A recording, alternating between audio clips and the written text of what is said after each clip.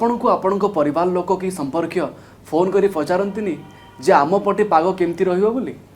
पचारती बंधु बांधव एवं आमर जे फ्रेंड सर्कल फोन आसे जो स्पेशली जिते साइक्लोन इत्यादि आसुए ओडिशा को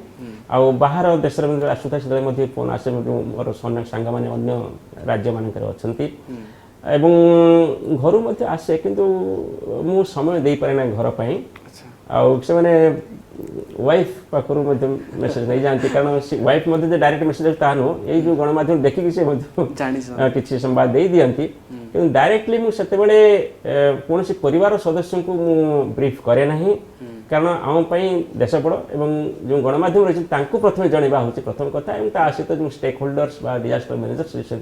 central level fast and foremost information मुझे जनाए कंसर्न स्टेट और सेंट्रल एजेंसीज तापर गणमाध्यम एवं तापर फ्रेंड सर्कल फोन फोन आसला से फोन उठेबा फ्रेंड सर्कल डिफिकल्ट हो जाए तेणु राति फ्री हुआ साधारणतः कथा होता है।